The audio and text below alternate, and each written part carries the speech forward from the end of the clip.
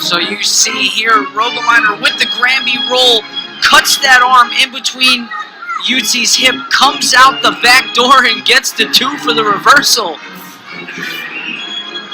And the Michigan State Spartans couldn't have asked for a better start to this dual meet, knocking off a returning All-American with their 1-7 wrestler at 125 pounds. So we haven't even introduced the wrestlers, and Bruno is already winning 2-1. Already gets a takedown, cuts him loose. The score is 2-1 for Rossi Bruno of the Wolverines. Yeah, and Patrick Blommel coming off, giving up bonus points against the Central Michigan Chippewas. Bruno again aggressively looks to the high crotch to a double leg, gets the 2-point takedown. He leads the match 4-1. Now he's looking for the fall. So only a 3 count. So he'll get 2 for the near fall, leads 6-1 already. Not even a minute into the match. Right back to the legs in on that right side.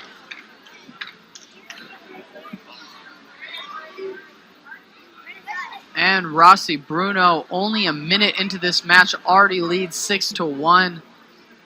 And if you're asking yourself, where is top 20, former top 20 ranked 133-pounder for the Michigan State Spartans, Xavier Gasca? Xavier will no longer wrestle at 133 pounds. He weighed in today at 140.8, so we'll be bumping up, as we saw him do last year, to 141 pounds. And there Bruno goes with a nice cheap tilt. Gets the 4 count. So, in essence, 10-1. And this is what I like to see. Rossi Bruno knows that they just gave up the match at 125 pounds. Right. And now he's going for the bonus point. Great point. Great point. It's senior leadership is what you're saying. Exactly. You see your All-American coming off a loss. What do you need to do as a senior on this team to get this team back motivated? Michigan State hasn't scored points. And Blommel. I also like that Rossi Bruno is always in good position as well.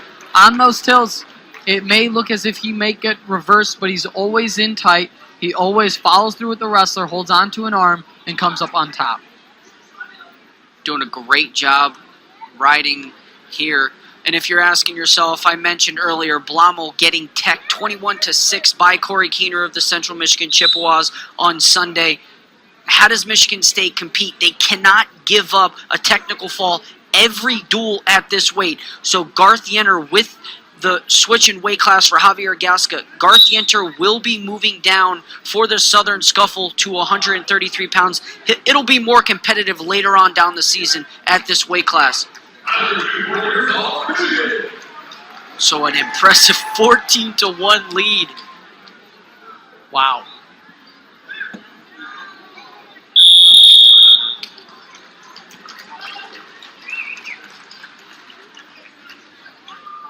And heading into the second period, the two wrestlers are going to go neutral. So Bruno looks over at the coaches.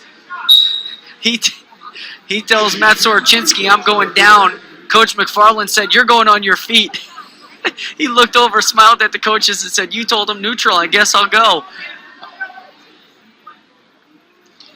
Either way, Rossi Bruno very comfortable on his feet in this match. As I say that, grabs a single leg takedown. And every takedown has to be takedown to the back. There he does it. Gets the 2-point takedown. Wins the match 16-1, 17-1 with the added point of riding time. He wins this match with 1 minute and 29 seconds remaining in the second period. Great match for Rossi Bruno. And here you see up next George Fisher versus Xavier Gasca. That peek out.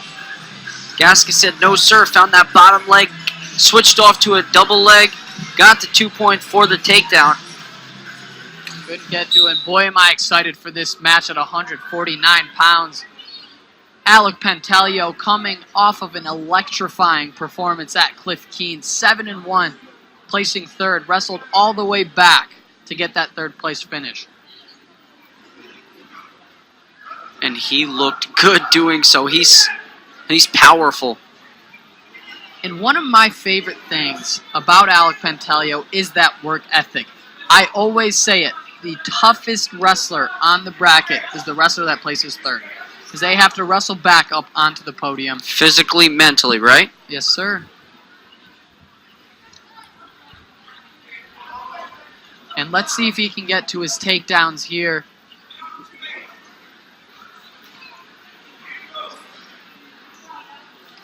Bozo looks for a shot. Pantaleo, too quick, gets behind him. Too quick.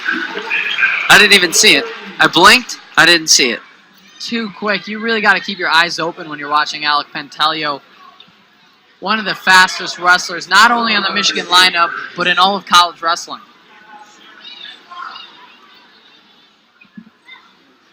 So, Bozo with the escape. I don't want to see Bozo shot and Pantaleo spin around. I want to see Pantaleo hit that double leg. That's what I'm waiting for.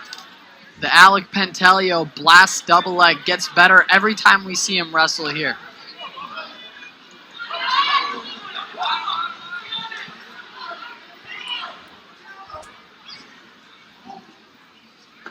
And the Michigan State coaches are saying move him. So Bozo doing a good job here. Sticking with Pantaleo. Doing a good job with a minute left in the first period. The match is 2-1. We said one of the keys for Michigan to win this dual meet is through bonus points. And as I say it, Pantaleo picks up another takedown, leads the match 4-1. Let's see if he can pick up bonus points against Bozo. It's going to be tough. I was just going to say, he needs to get back points. It's going to be tough for him to get takedown and give up an escape every time. So in essence, takedowns are worth 1 if you're given the escape right after. So getting 4 points for the near fall, that helps a lot. And he did just that, leading the match 8-1 now. Let's see if he chooses to ride him out for the rest of the period, or if Bozo's going to be able to get an escape here with 20 seconds left on the clock. I think Pantaleo is going to try and ride him out. Almost catches him on his back again. And one mistake from Bozo. But what's promising there is he learned from his mistake. He sat out. We saw that Joey Dance suck back, where Joey Dance has made a living. Virginia Tech's 125-pound All-American. You sit out on these good wrestlers, they're going to suck you back. They're going to look for that 4 points.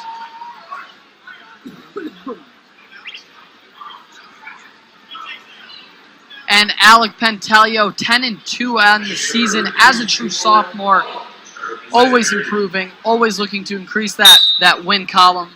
And he looks like he's well on his way in this match, but you can never count a wrestler out. Let's see if Mark Bozo can do anything here. So Bozo back to that down position. If he's going to sit out here.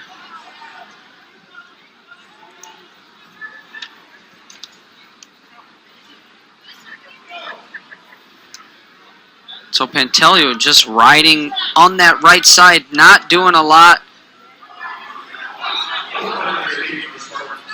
So Pantaleo gives him the escape. We're back to our feet, neutral position. Second period, 1:22 left.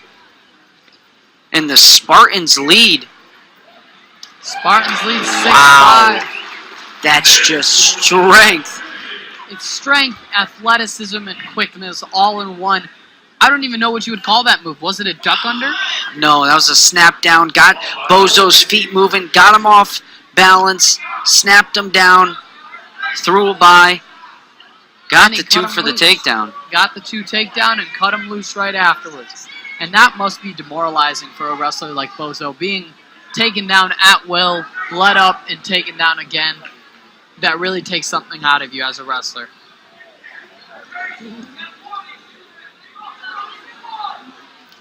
But again, we still haven't seen that Pantaleo blast double leg.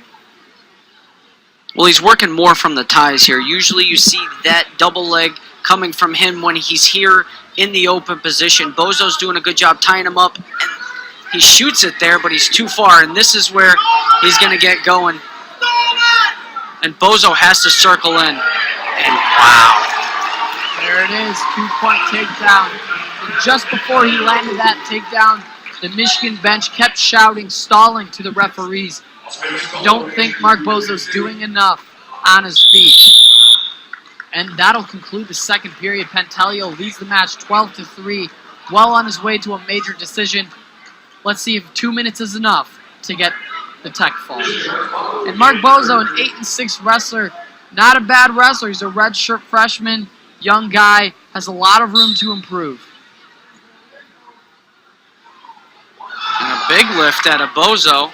And now Pantaleo reaches back for the head, gets the 1 point for the escape. And he leads the match 13-3 after that 1 point escape. Up by 10 points with an added point of riding time. So now you start turning on the burners. If you're Pantaleo, get out of these ties. All this is doing is slowing you down. Back out of the ties, get your hands, get your feet moving, get Bozo's feet moving, and he's doing just that. That's great. That's what I want to see from Pantaleo. Get Bozo moving. Don't let him tie you up, because all this is doing is slowing you down. And now he's just going to let him go. 2-point takedown, and he cuts him loose aggressively. Pushes him away. And that's what you want. You don't want someone just pushing someone away gingerly. You want them to know that you're still here to wrestle. And that's what I like to see as well. Alec Pantaleo's turning into a dual meet wrestler as opposed to just a tournament wrestler. He knows his team needs those bonus points, and now he's going for that 15-point tech fall. And there's his second warning, so Bozo dinged. Pantaleo gets one. That brings it to 16-4. 30 seconds left. He does have the riding time, so he'll need a feet to back. Yep, if he ends this match on top. There he does it, 18-4 after that 2-point takedown.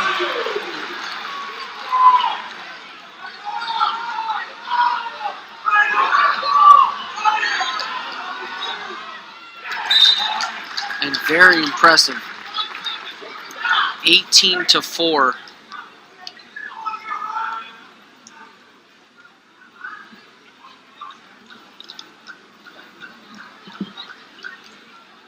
So if he rides him out, it would be 19-4. So Pantaleo would get the riding time.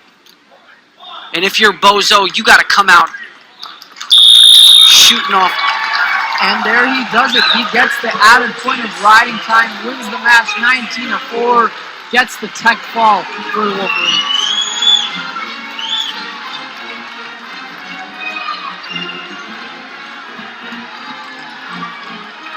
Wow, Brian Murphy being sent down at 157 pounds. Joe McFarland, head coach of the Michigan Wolverines. And up next at 184 pounds, the true junior, Dominic AbuNadir, 8-1 on the season, took second at the Cliff Keen Las Vegas invite, was the top place winner for the Michigan Wolverines. Returning Big Ten champion. And Wesley Maskull for the Michigan State Spartans, a native of Oxford, Michigan.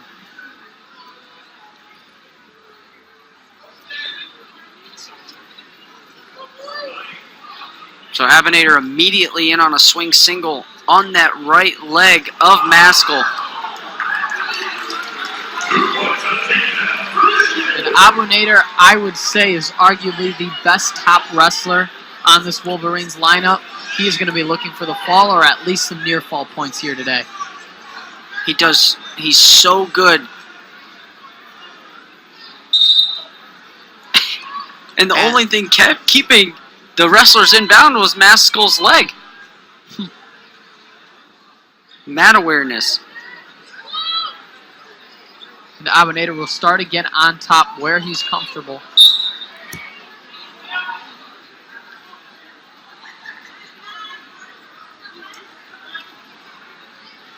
There he goes, riding high, grabs that near wrist. And he sneaks this right leg in. And he immediately, what he does here is he takes his opponent's hips and he continues to drive forward, but at the same time, he's looking to come through with this bottom arm, reaching to the opposite shoulder. Once he gets there, Maskull's in trouble. Because he's allowing the hips to turn when he gets that in. And that's tight. It's the lower back area, it's a mess when that happens. And now switches to this power half on the left side of Maskull, right back to hip and over. He keeps switching between the tilt and that power half. Keeps him guessing on bottom. He's waiting for the bottom wrestler to get lazy, and then he's able to do it. And AbuNadir needs to let Maskull's, and Sorochinski's going to call potentially dangerous here. You see AbuNadir with that leg in. AbuNadir has that right leg in, but the power half on the left side. He's not going to allow the hip to turn because he's on the opposite side. So if he had that left leg in and the left power half, then it would have been easier for him to turn the hips. But AbuNadir was a little upset with that call. Says Maskull isn't doing anything, wants a stall call. Did get up and question the official. And after that little trick that Devontae Mahomes pulled at the end of the match, you don't want to see your wrestlers arguing with the referees too much, especially when attitude is in question at both 174 and 184 pounds. This is a rivalry. I don't blame them. They're here to wrestle. If you're looking forward to a couple of duels, the Ohio State duel, the Penn State duel, the Michigan State duel, those are big in-state, they're big rivals, big in-conference rivals, so... Yep. You can't blame them. You can't blame them, but you also don't like to see it.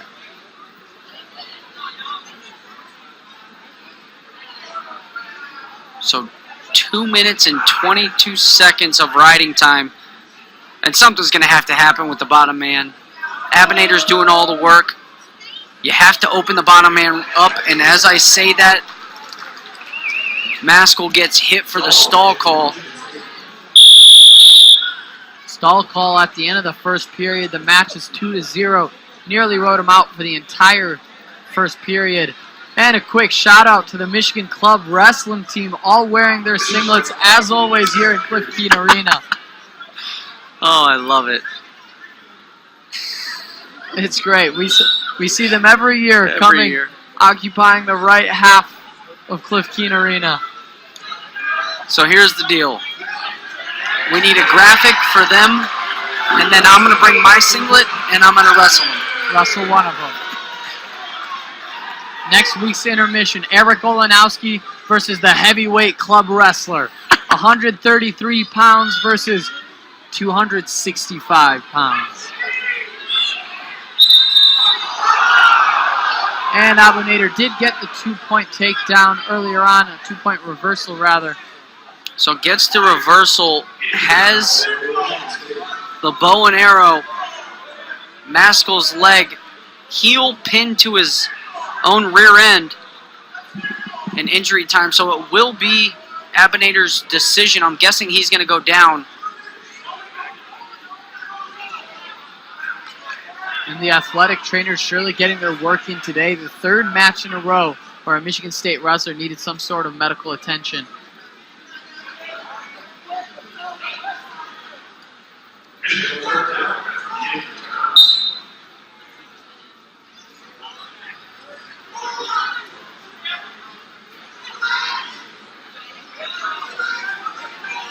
So same situation here. And he's going to keep it. This is what we talked about earlier. Is good wrestlers adapt to situations. We saw Bozo adapt to the situation and learn from his mistake. Maskull just got put in this situation. This is exactly what just happened for the injury time. Yep. That's exactly what just happened. And he gets the 4 count with the 2-point reversal. Gets 6 points quick. He leads the match 10-0. Has 3 minutes of riding time. With 40 seconds left in the second period, AbuNadir is going to look for the tech fall in this match. So 10-0. has the Turk. We mentioned this with Brian Murphy. The bottom leg is the most important leg. That drive leg. And he's looking for the fall here. He's going to get it. And he gets the fall. A fall. He gets the fall with 17 seconds left. Lifts his arms for the fans here in Cliff Key. Gets the 6 points for the Michigan Wolverines. And after that performance, we may have to call him Dominic, the Dominator, AbuNadir. You love it. You've been waiting for it. I've been waiting all season. It's only been 2 dual meets, so I'm lucky to have been able to get it off now. It is Dominic, the Dominator, AbuNadir. You heard it here first on the Big Ten Network.